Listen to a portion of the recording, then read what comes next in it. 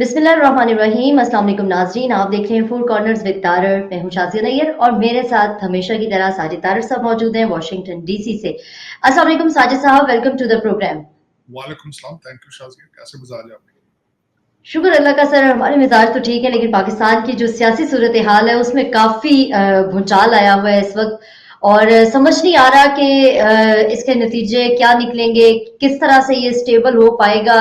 जो भी तमाम सियासी सर्कस यहाँ पे चल रहा है वॉशिंगटन डीसी में बैठ के, यकीनन आपने बहुत गहरी नजर रखी हुई होगी पाकिस्तान की पॉलिटिक्स के हवाले से। और मैं चाहूंगी कि प्रोग्राम का स्टार्ट भी हम यहीं से लें कि पाकिस्तान की सियासी सूरत हाल पर आपका क्या तबसरा है। देखें, इस वक्त मैं दो चीजें आपको सबसे पहले ये बताना चाहूंगा कि खान साहब मैकावली जो है उसकी सारी उसको अपना हीरो समझते हैं, जो कि एक बहुत बड़ा पॉलिटिकल फिलासफर था 1532 जी पीरियड में। तो उसकी एक सेइंग है, वो मैं कहना चाहूंगा। वो कहते हैं कि पॉलिटिक्स हैज नो मॉरल्स। सियासत के कोई अखलाकियात नहीं है। और उनका एक और कोड है, वो कहते हैं it is better to be feared than loved. खासकर if you can not be both, कि आप खौफ फैलाओ। अगर आप मोहब्बत आपको मोहब्बत नहीं मिल सकती तो आप सोसाइटी के अंदर खौफ फैला दो। ये दो मैकावेली के कोड हैं। अब इसके बाद मैं बताना चाहूंगा कि खान साहब ने जो यही इसी तरीके से बनी गाला जाना था, तो बाइज्जत तरीके से चले जाते। जब एमक्यूएम ने अपनी सपोर्ट हटाई थी तो उसी वक्त घर चले जाते बाइज्जत वकार के साथ। मैं यहाँ पे ये जरूर कहना चाहूंगा कि मैं ना नून लीग के साथ मेरी फीलिंग्स हैं, ना मेरी फीलिंग्स किसी, ना मैं पीपल्स पार्टी के साथ है और ना ही पीटीआई के साथ है। मैं ये कहना चाहूंगा कि मैं सिर्फ पाकिस्तान के साथ हूं। और मैं ये बताना चाहूंगा कि आज वॉशिंगटन डीसी क्या सोच रहा है पाकिस्तान के बारे में, इंटरनेशनल मीडिया क्या लिख रहा है, खान साहब ने क्या क्या क्वेश्चन नहीं की और हमारे लिए एम्बेरसमेंट की वजह क्या बनी। एक तो जाने से पहले एनआरओ मांगते रहे, नैब के केसेस के खिलाफ एनआरओ मांगते रहे। फिर दूसरी जी प्रपोजल बिलावल को प्राइम मिनिस्टर बना दिया जाए। फिर यहां तक कोशिश करते रहे कि फौज आ जाए। और फिर उसके बाद जो आखिरी चीज आ रही है कि आर्मी चीफ को बरतरफ किया है।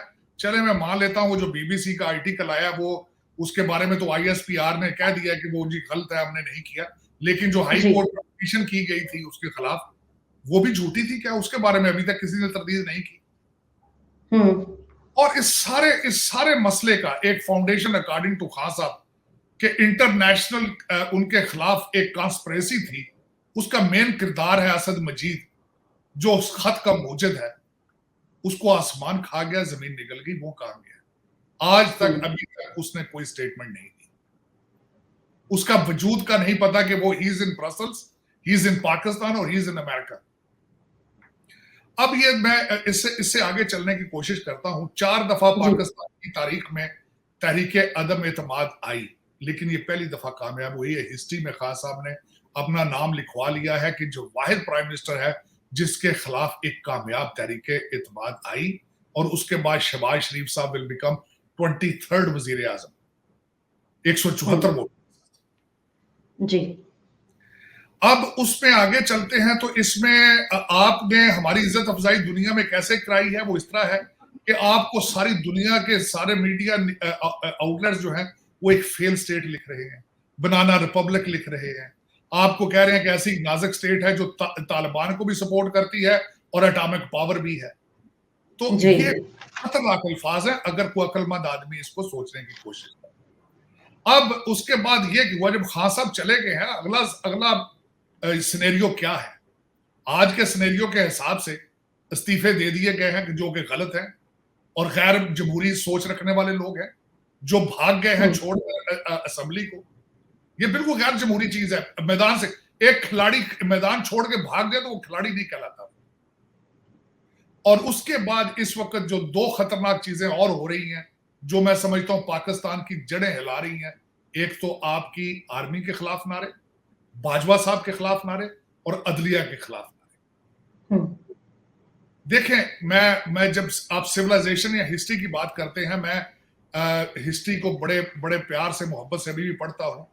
जब ग्रीक सिविलाइजेशन के बारे में पढ़ते हैं तो हमारी आजकल जो भी हम कर रहे हैं उसके पीछे रोमन फिलॉसफी है, सारी रोमन उसके आइडियोलॉजी उसके पीछे। जी रोमन ये समझते थे कि जब आपने अपनी सोसाइटी या किसी कौम को खत्म करना हो तो उसको ये बावर करा दिया जाए कि तुम्हारी हिफाजत करने वाले अदारे तुम्हारे खिलाफ, वही तुम्हें मार रहे हैं, मारेंगे तुम्हें। एक अवाम में खौफ पैदा कर दिया जाए अपने हिफाजत करने वाले अदारों के खिलाफ, चाहे वो पुलिस हो चाहे वो आर्मी हो। तो अब ये आजादी आजादी के नारे लगाना, ये क्या है? ये क्या मजाक है? अब उसमें मैं इनका सिनेरियो ये बताऊंगा कि ये लोगों के बच्चों से तो नारे लगवा रहे हैं आजादी आजादी और बाजवा के खिलाफ, लेकिन अपने मुंह से क्यों नहीं कहते? शाह महमूद कुरैशी साहब ने तो अमेरिका के खिलाफ अभी लब कुशाई नहीं की, लेकिन नेशनल टीवी के ऊपर बैठकर भी बाहर निकलकर खान साहब खुद नारा लगाए बाजवा साहब के खिलाफ और अमेरिका के खिलाफ। मैं देखता हूं कि क्या बनता है, लेकिन लोगों के बच्चे, उनको सड़कों पे आप मरवाना चाहते हैं। आपके अपने बच्चे लंदन में आप एंजॉय कर रहे हैं लाइफ, आप लोगों के बच्चों को कहते हो बाहर निकलो अमेरिका के झंडे फाड़ो। आप अगली सियासत करना चाहते हो सिर्फ एंटी अमेरिकन स्लोगन के ऊपर। ये बहुत आसान है, इसको कहना बहुत आसान है, लेकिन ये बहुत आगे जाएंगे। अभी तक America is the super power. आप डायरेक्टली भी उस पर डिपेंडेंट है IMF और FATF की वजह से, लेकिन आपके सारे फाइनेंशियल रिलेशनशिप दुनिया में उन्हीं के साथ जुड़े हुए हैं। और अपने अपाओं पे आप कुहाड़ी मारना चाहते हैं, बसद शौक मारें, लेकिन ये देखें कि पाकिस्तान कहां जाएगा। $200 को टच, $200 को टच कर रहा है डॉलर इस पर। अब उसमें मैं बल्कि अगले सवाल पे जाना चाहूंगा कि इस वक्त और क्या इदारे हमारे बारे में लिख रहे हैं। शाजिया, उसमें अल जजीरा ने लिखा है कि सुप्रीम कोर्ट के इख्तियार के बारे में लिखा अल जजीरा ने। CNN ने लिखा है कि मुआशी बद इंतजामी और मुल्क की गलत खालजा पॉलिसी को चलाने की वजह से उनके ऊपर अदम एतमाद। द गार्डियन ने लिखा है कि एक ड्रामाई हफ्ता जो कि आईनी बहरान था, वो इमरान साहब की वजह से और उसमें आइन की खिलाफ वर्जी की। द गार्डियन ये लिख रहा है। द टाइम्स ऑफ इंडिया ने लिखा है कि ये हिस्ट्री में पहले वजीर आजम है जो अदम एतमाद की वजह से गए। लेकिन देखें, कहीं भी इज्जत अफजाई आपकी दुनिया में नहीं हो रही। जहां कोई इज्जत थी आपकी, वो भी खत्म हो चुकी है। और जो आपके कोई छुपे हुए चीजें थी, कोई आपने अपने पेट से अपने कपड़ा उठाया और सारी दुनिया देख रही है कि नीचे सुवाए बनाना रिपब्लिक के कुछ भी नहीं। ना आपको देखें, अगर मैं यहाँ पे बता, खान साहब हमेशा ये कहते हैं कि उन्हें सारी दुनिया से ज्यादा नॉलेज उनको है, चाहे इस्लाम हो, चाहे इंडिया हो, चाहे वेस्टर्न कंट्रीज हो। वो कहते हैं मैंने तो 20 गर्मियां गुजारी हैं, तो मुझसे ज्यादा गोरों को कोई नहीं समझता। मुझे ये बताएं, असेंबलियों से रिजाइन देना ये जमहूरी कदम है? और इसके बारे में एक दफा बेनजीर ने ये कहा था कि जब आप एक दफा असेंबली से निकल जाते हैं, बड़ा मुश्किल होता है वापस उन सीटों पर आना। ये इनके जो इम्पोर्टेंट जो लौंडे लपाड़े इनको मशवरे दे रहे हैं, उन्होंने बड़ा गलत मशवरा दिया। नॉन इलेक्टेड, जिनके खुद हल्के ही नहीं है, इनके मुशावरत करने वाले वो हैं। अब इसका नुकसान क्या होगा? 20-25 लोग आपको पहले छोड़ चुके हैं, इस्तीफे आपने मांगे हैं, 20-25 और छोड़ जाएंगे। बाकी सीटों पे अगले इलेक्शन कराएंगे, और इलेक्शन आपको भी पता है जीतता वही है जो सेंटर में पावर में होता है, जिसके पास हुकूमती मशीनरी को इस्तेमाल कंट्रोल होता है, जीतता इलेक्शन वही है। अब उससे आगे चलते हैं कि आगे आज क्या हुआ है कि शहबाज शरीफ साहब इलेक्शन जीते हैं। अब दूसरी बचगाना देखें, आरफ अलवी साहब। मैं यही क्वेश्चन करना चाह रही थी कि सदर मुमलिकत ने हलफ लेने से इनकार बज़ाहिर उस तरह नहीं किया, लेकिन उन्होंने कहा कि क्योंकि तबीयत नासाज है तो मैं हलफ नहीं ले सकता हूं, तो इसलिए जो चेयरमैन सेनेट है सादिक संजानी साहब, वो इनसे हलफ लेंगे। तो क्या मतलब, सदर तो पूरे मुल्क का होता है, पूरे वो कस्टोडियन होते हैं मुल्क के, तो उन्होंने क्या साबित किया है? स्पीकर की तरफ से भी देखें जिस तरह किस्म का रवैया अपनाया गया, स्पीकर एक पूरी असेंबली का कस्टोडियन होता है, तो उन्होंने भी अपना वो आईनी हक जो था, आईनी फर्ज जो था, वो पूरा नहीं किया। तो आज सदर आरिफ अलवी साहब की तरफ से भी कुछ इसी किस्म का रवैया सामने आया कि जैसे कि बताया जा रहा है कि हम सिर्फ PTI के सदर और स्पीकर थे, हमारा बाकियों से कोई लेना देना नहीं है, बाकी किसी पाकिस्तान से भी हमारा कोई लेना देना नहीं है, हम सिर्फ एक जमात के सदर हैं। असद कैसर साहब की तो चले वो रिजाइन कर गए थे, लेकिन कासिम सूरी साहब की आज की जो स्पीच असेंबली में थी टोटल कंट्रोवर्सल थी। उन्हें पता ही नहीं था कि उनका ये डेजिग्नेशन क्या है और उनके आईनी और सियासी तकाजे क्या होते हैं। उनकी टोटल वन साइडेड स्पीच थी। उन्होंने अपने आप को सिर्फ पीटीआई के साथ अलाइन करके उन्होंने बताया कि वो अभी तक सियासी और जमहूरी तौर से ग्रो अप ही नहीं कर सके। उनकी कोई जमहूरी तरबियत ही किसी ने नहीं की। उन्हें बताया ही नहीं है कि स्पीकर और डिप्टी स्पीकर जो होते हैं वो इम्पार्शियल होते हैं। वो दोनों वो हाउस को आगे लेकर चलते हैं as a bipartisan basis पर। उनकी आज की स्पीच आपने बिल्कुल सही कहा और उसी तरीके का मुजाहरा आज आरफ अलवी साहब ने किया। जिस तरीके देखे ना जी, वो कहते हैं मैंने खेलना नहीं है तो विकेट भी उठा के भाग जाते हैं। ये स्पोर्ट्समैनशिप नहीं है। आरफ अलवी साहब को पता है कि उनके चले जाने से शहबाज शरीफ वजीर आजम नहीं बन सकता। वो तो बनेगा और बन गया होगा, बन जाएगा जी। उन्होंने हलफ ले लिया है के बारे में। आज ललकारती रही दुनिया वहां कौमी असेंबली में कि ये इतना बुज़दिल शख्स है कि कौमी असेंबली में आके हमें फेस ही नहीं कर सका। खान साहब के पास कोई जवाब है कि वो असेंबली में क्यों नहीं आते रहे? वो किसी प्रोसीडिंग में नहीं आए। दो उसकी वजूहत नजर आती। या तो वो अपने आप को बहुत सुपीरियर समझते हैं कि वो तो अकबर बादशाह है, ये अवाम में क्यों जाके बैठूं, और या फिर वो बुज़दिल है कि वो फेस ही नहीं कर पाए। उनके अंदर गट्स ही नहीं है कि अपने खिलाफ तनकीद को या कंस्ट्रक्टिव क्रिटिसिज्म को सुन सकें वो, या ईगो इतनी बन चुकी है कि वो समझते हैं कि मैं तो मुतलके अनान हूं, मैं तो शहनशाह हूं एक। तो ये जमहूरी तकाजे हैं। इनको चाहिए। उन्होंने सारी किताबें पढ़ी, कहते जी मैंने इस्लाम को भी पढ़ लिया है, मैंने हर चीज को सीख ली। कोई अच्छी सी किताब जमहूरियत के बारे में भी लेके पढ़ लें आप कि जमहूरियत के क्या तकाजे हैं, किस तरीके से लोग हुकूमती नशिस्तों से उठ के अपोजिशन की नशिस्तों में बैठते हैं। ये बहुत बड़ी एक ट्रेनिंग एक्सरसाइज का हिस्सा बनते हैं। ये अपने जो मोंडे लपाड़े जो पहली दफा एमएनए बने हैं उनकी सियासी नशोनुमा करते, उनकी जमहूरी नशोनुमा करते, उनको बताते हैं कि भाई आओ देखो क्रिटिसिज्म किस तरह फेस करते हैं, किस तरीके से अपोजिशन में बैठते हैं। लेकिन एक छोटा सा एक क्वेश्चन और मैं ऐड करना चाहूंगी। मैं चाहती हूँ कि आप इसका आंसर भी इसी के साथ दे दें कि बाकी जगहों पे तो आपको पता है कि पार्लियामेंट में टोटल जो है वो चेंज आ गया। ऑपोजिशन जो है वो गवर्नमेंट में आ गई है, गवर्नमेंट में जो थे वो ऑपोजिशन का हिस्सा डेफिनेटली बन चुके हैं। सदर साहब का क्या मुस्तकबिल होगा? सदर साहब डेंटल डॉक्टर है, वो बस दांत साफ करेंगे और उन्होंने क्या करना। उनका कोई रोल दिखा दें, उनका कोई इंपैक्ट दिखा दें। पीटीआई के ज्यादा लोग जो है अपनी जिंदगी पे वापस चलेंगे, दोबारा एमएनए भी नहीं बन सकेंगे।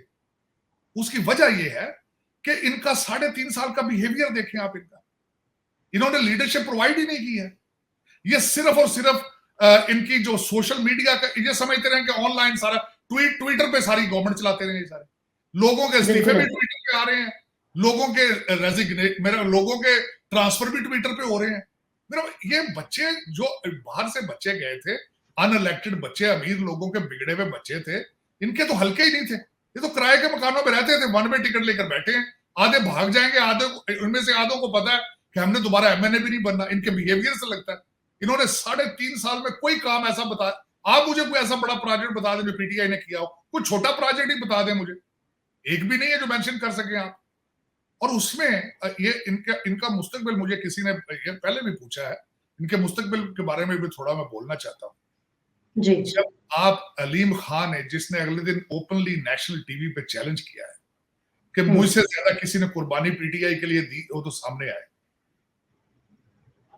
तो अगर अलीम खान साथ नहीं है, जहांगीर तरीन अगर साथ नहीं है, जिसका जहाज और पैसा इस तरह लुटा है इनकी कैंपेन, जब हलाल ट्रेडिंग हो रही थी, बिल्कुल, जिस वक्त हॉर्स ट्रेडिंग हो रही थी, जिस वक्त इलेक्टेबल्स इकट्ठे किए जा रहे थे, इनके मुताबिक वो हलाल ट्रेडिंग थी। हॉर्स ट्रेडिंग तो अब हुई है।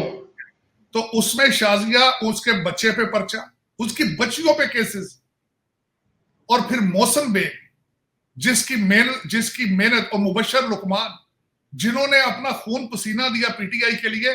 और मैं दुख के साथ, मैं ये नहीं कर सकता, बिल्कुल मैं जिंदगी में नहीं सोच भी सकता, हालांकि मैं खुद पॉलिटिकल वर्कर हूं, कि एक ऐसे मौसम बेग जिसके एहसानात इतने ज्यादा हो, उसके बारे में हुक्म था कि इसको मारो और इसकी वीडियो बनाकर मुझे भेजो। जरा इस जहनियत को देखें कि यह जहनियत किस तरह की हो सकती है कि एक दोस्त जिसके साथ आपने अच्छे दिन गुजारे हो, आपने जिसके साथ खाया पिया हो, जिसके साथ नमक शेयर किया हो आपने, आप फिर उसको मरवा कर तो कहो जी मुझे वीडियो भेजो ताकि मैं एंजॉय कर सकूं। फिर उसके लड़के को केस में डाला गया। मेरा मकसद है आप मुझे ये बता, इसके बाद जब आपने अपने हाथों से अपनी एटीएम्स तोड़ दी हो, लोगों के पास मिसालें मौजूद हो, तो आप सियासत में किस तरह गुजारा करेंगे? पाकिस्तान में पैसे के बगैर सियासत हो सकती है? मेरे ख्याल में तो नहीं। दुनिया में कहीं भी नहीं हो सकती सियासत पैसे के बगैर। तो खान साहब का अपना कारोबार तो है ही नहीं। खान साहब तो बनी गाला में अपने घर के खर्चे पूरे नहीं कर सकते। खान साहब के बनी गाला में तो माली इतने ज्यादा है, इतनी बड़ी वो इलाका टेरिटोरी है, घास काटने के लिए वहां बंदे चाहिए, वो तो उनकी तनख्वाह नहीं दे सकते क्योंकि कारोबार तो है ही नहीं उनका कोई। तो खान साहब सियासत जो है वो किस तरह आप सोचों में चला सकते हैं। और अगर ये हालात देखे जाए, और दूसरा मेरा इसमें आर्गुमेंट ये होगा for the future of PTI और खान साहब के जितने ये बच्चे लौंडे लपाड़े अमीर घरों के बिगड़े हुए बच्चे जो थे ना, ये इन्होंने आज तक ना पुलिस की मार खाई है, ना थप्पड़ खाए हैं, ना आंसू गैस झेली है, ना कोड़े खाए। खान साहब तो कहते हैं कि मैं जेल में गया हूँ और तहरीके जो जजिस तहरीक थी उसके अंदर मैंने जेल भी काटी हुई है। इन्होंने शायद वो 1-2 दिन खान साहब ने गए होंगे, लेकिन इनके आसपास जो अमीर लोगों के बिगड़े बच्चे हैं उन्होंने 2 थप्पड़ भी नहीं अभी तक, डांग फिरेगी। इन्होंने जिंदगी में दोबारा ये वोट भी नहीं डालेंगे। आप कहते हैं सियासत में हिस्सा, ये वोटिंग नहीं, पोलिंग में स्टेशन से मील मील दूर गुजर जाया करेंगे, क्योंकि इन्होंने ये पहली बार थी अभी पीटीआई की। पीटीआई, मैं अब अगली बात भी आपको मैं बताना चाहता हूँ इस वक्त पाकिस्तान में क्या हो। इस वक्त पाकिस्तान के ट्रेंड जो चल रहे थे वह उसमें सबसे ज्यादा पॉपुलर वो टोयोटा वीगो का इश्तिहार जो एक पोस्टर है वो बहुत पॉपुलर है कि कितने वीगो लाओ।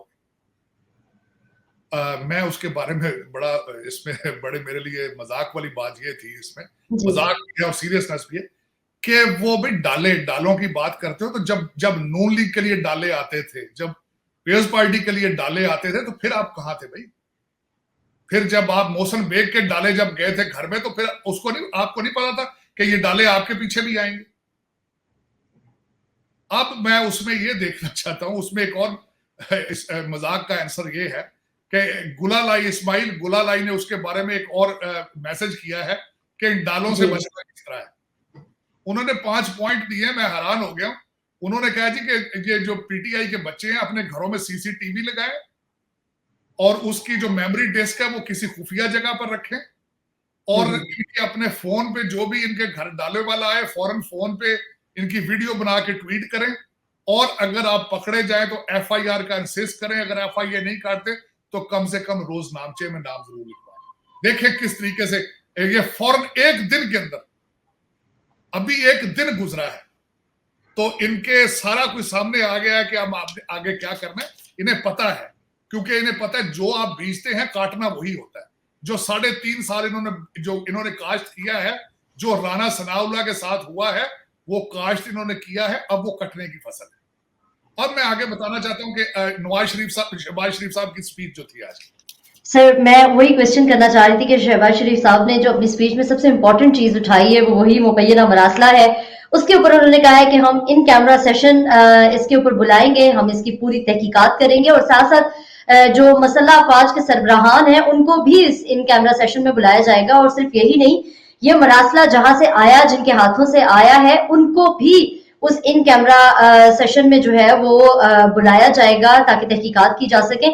और उन्होंने साथ में ये भी इंदिया दे दिया है कि अगर उसमें जरा सी भी साजिश की कोई झलक भी नजर आती है तो मैं अपनी इस पोजीशन से इस्तीफा दे दूंगा। और इसके साथ साथ उन्होंने ये भी कहा है कि हम इस तमाम तर जो मरासले की कहानी है इसकी तय तक जाएंगे, हम इसको इस तरह नहीं छोड़ेंगे। और अभी कुछ देर पहले जो है वो फवाद चौधरी साहब की तरफ से एक स्टेटमेंट आया है कि हम नहीं चाहते हैं कि इन कैमरा सेशन बुलाया जाए, हम चाहते हैं कि सुप्रीम कोर्ट की तरफ से एक जो कमीशन है, आजाद कमीशन, वो बनाया जाए और वो इसकी तहकीकात करे। इन कैमरा सेशन को हम नहीं चाहते हैं कि वो तहकीकात करे इसकी। देखिए उसमें मैं जो उसके बारे में ये फोर्स का देखना चाह रहा था, मेरे एनालिसिस क्या है शहबाज शरीफ साहब की स्पीच। शहबाज शरीफ साहब की स्पीच जो है वो एक शॉर्ट टर्म वजीर आजम वाली नहीं थी, वो एक लॉन्ग टर्म वजीर आजम वाली स्पीच थी। अब उस स्पीच में जो एक तो उन्होंने अंदिये दिए हैं, उसमें एक तो उन्होंने कहा है कि जो मिनिमम वेजेस हैं 25,000, जी, बिल्कुल। पर्सनल पेंशन बढ़ा दी। फौरी तौर पर। अब इससे इशारा क्या मिल रहा है कि ये बजट भी यही यही एडमिनिस्ट्रेशन देगी आगे। जी। और दूसरा उन्होंने सीपैक को भी कहा है कि हम स्पीड अप करेंगे। हुँ, तीसरा उन्होंने कहा कि अमेरिका के साथ रिलेशनशिप भी बराबरी की बेसिस पे करेंगे। हुँ। तो सारा अगर देखा जाए और इस वक्त जो मेरा पॉलिटिकल एनालिसिस है, साजिद साहब उन्होंने इंडिया के हवाले से भी स्टेटमेंट दिया है अपना।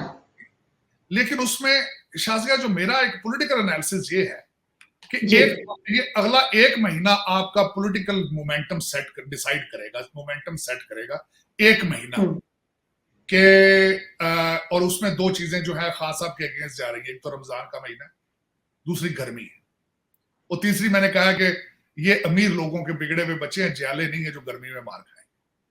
ये 3-4 चीजें इमरान खान साहब के अगेंस्ट जा रही हैं, और अगर मोमेंटम इसमें से ठीक ना रह सका शाज़िया तो हालात खराब हैं।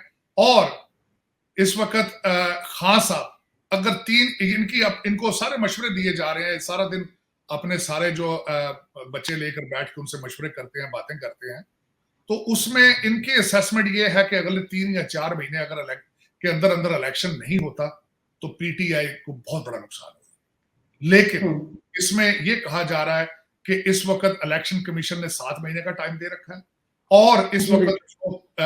अपोजिशन जो नया वजीर आजम आया उसका कोई मूड नजर नहीं आ रहा कि वो फौरी इलेक्शन करे। ये 7-8 महीने या 1 साल ये अपोजिशन कहीं जाने, ये जो अभी नई गवर्नमेंट बनी है ये कहीं नहीं जाएगी। अब जो खान साहब इस वक्त जो मुख्तलिफ शहरों में कुछ लोग निकले हैं, लोगों के बारे में ख्याल है कि खान साहब ये आहिस्ता आहिस्ता कम होते जाएंगे, और खान साहब के साथ कुछ ज्यादा सपोर्ट हासिल इसलिए नहीं है क्योंकि खान साहब अब के बारे में करप्शन के चार्जेस निकलेंगे बाहर, करप्शन की स्टोरियां निकलेंगी, स्कैंडल निकलेंगे, और अलीम खान और जहांगीर, मेरी इंफॉर्मेशन के हिसाब से अभी अभी जहांगीर तरीन साहब लंदन से वापसी के लिए अपनी सीट करा रहे हैं, वो भी जा रहे हैं पाकिस्तान। तो ये सारे जब बिल्कुल। मिलके जब मिलके ये खान साहब को ये पता होना चाहिए कि उनके अपोनेंट सारे 30-30, 40-40 साल का एक्सपीरियंस रखते हैं सियासत में, वो बच्चे नहीं है वो। तो वो जब अपनी कैंपेन चलाएंगे, जब करप्शन की स्टोरियां निकलेंगी, जब इनके खिलाफ नैब निकलेगी, तो वो भी हर रोजाना दिन में 3-3, 4-4 दफा लोग ट्वीट भी करेंगे, एंकर भी बताएंगे, और ये सारा कुछ आपको हांट करेगा सारा कुछ। और एक खान साहब को पता था, इसी वजह से तो वो इस्लामाबाद से निकल नहीं रहे थे वजीर आजम हाउस से। उन्हें पता था कि जो मेरे खिलाफ जितने स्कैंडल निकलने हैं और जितनी गिरफ्तारियां होनी है, मैं सर्वाइव नहीं कर पाऊंगा, पीटीआई सर्वाइव नहीं कर पाएगी। इसीलिए तो वो जिंदगी और मौत की बाजी लगाकर अपने वजीर आजम हाउस में बैठे रहे हैं। और जो इंफॉर्मेशन इस वक्त जो बाजगश्त कर रही है कि जी। वो खान साहब जिस तरीके से बनी गाला गए हैं, उसमें कोई अच्छे अल्फाज नहीं है, उसमें बड़े फिल इन द ब्लैंक्स भी हुए वहां पे, वरना खान साहब नहीं जाने वाले थे वहां से।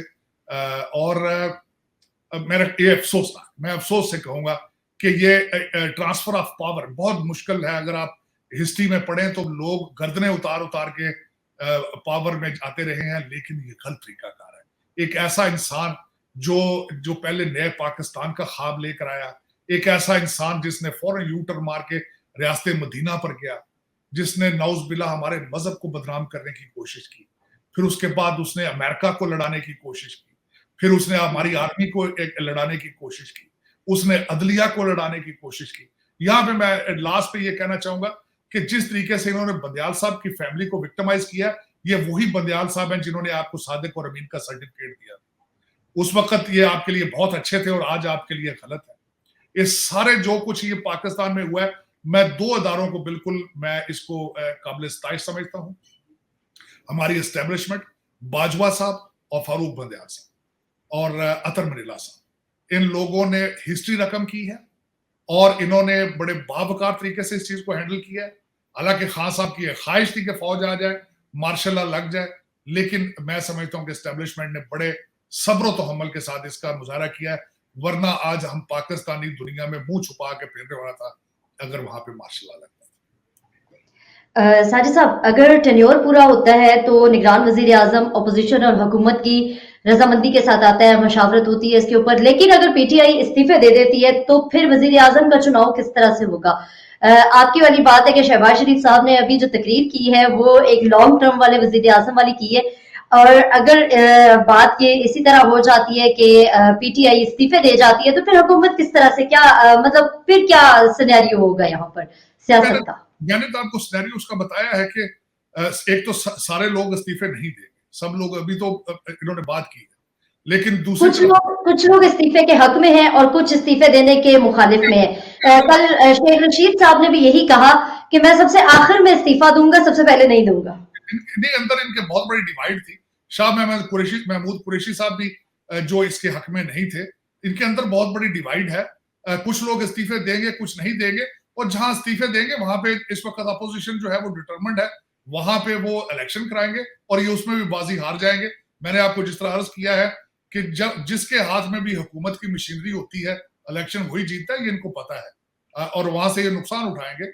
और मेरे ख्याल में ये पीटीआई जो जिस जिस रवश पे चल पड़ी है, दो तीन खतरनाक जो नारे लगा रहे हैं, एक तो बाजवा साहब के खिलाफ गलत नारे, अमेरिका के खिलाफ गलत नारे, लोगों को गद्दार गद्दार कहा जा रहा है, इस्लाम का कार्ड उठाया जा रहा है। मैं हैरान हूं इस बात पे जिनकी आप बात कर रहे हैं।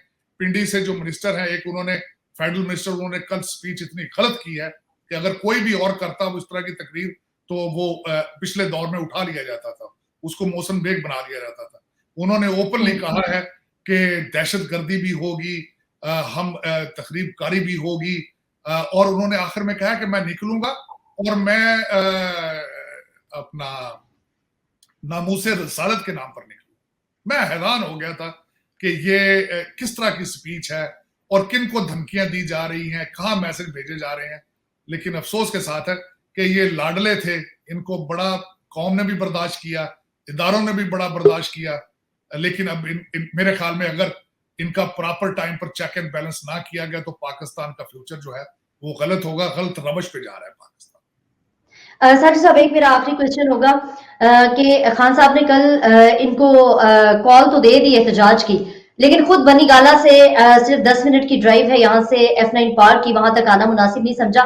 दूसरी चीज ये कि नई हुकूमत आ गई है, उनके लिए महंगाई को कंट्रोल करना और तमाम तर ये जो सिनेरियो चल रहा था यहाँ पर, जिस कदर महंगाई हो चुकी है, डॉलर का रेट इतना ऊपर जा चुका है, जिस कदर पाकिस्तान पर कर्जे चढ़ चुके हैं, जितने कर्जे पीटीआई हुकूमत ने लिए हैं, इन तमाम तर सूरत हाल से निपटना नई हुकूमत के लिए कितना मुश्किल होगा और क्या वो इस पे काबू पा सकेंगे, या अब पीटीआई वालों को भी महंगाई नजर आना शुरू हो जाएगी?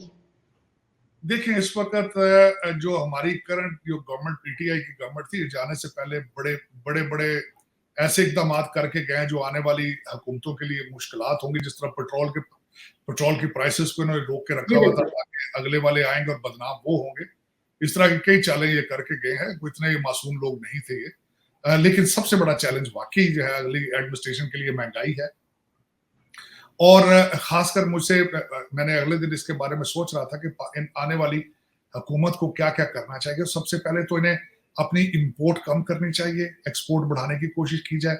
ये जो पराडो आती है लोगों के लिए, ये जो रोलेक्स की घड़ियां आती हैं, ये आईफोन आते हैं, इनको मंगाने कम करने चाहिए इनको, और एक्सपोर्ट बढ़ानी चाहिए। उसकी वजह ये है कि जब तक और एक आप एग्रीकल्चर कंट्री है, अपनी ज़राअत पे और दूसरा कोशिश करें। मैं ये बल्कि चाहूंगा कि हमारे अगला वजीर आजम और हमारा अगला फॉरेन मिनिस्टर पाकिस्तान में ना बैठे, लोकल सियासत को छोड़कर बाहर दौरों पे निकले। वो रशिया भी जाए, चाइना भी जाए, अमेरिका भी जाए, भारत भी जाए बल्कि, और अपने रीजन में और इंटरनेशनल जो डैमेज किया गया आपका सारा इमेज, उसको ठीक करने की कोशिश करें। बताएं कि हम पीसफुल और लविंग पीपल हैं। और सबसे बड़ा जो चैलेंज है मेरे ख्याल में शहबाज शरीफ साहब ने उसके बारे में कहा है कि लोगों की सियासी तरबियत करें। ये जितनी नफरत फैला के जा रहे हैं उसको चेंज करने की कोशिश करें कि हाउ कैन वी, किस तरीके से आप डिफरेंस ऑफ ओपिनियन रख सकते हैं और इकट्ठे भी रह सकते हैं। ये एक सियासी एक्सरसाइज है, इसको तशद्दुद वाली तरफ ना लेके जाया जाए। ये बहुत बड़ी रिस्पॉन्सिबिलिटी है अगली एडमिनिस्ट्रेशन की, और उनको चाहिए कि लोगों को इसको डिफ्यूज करें।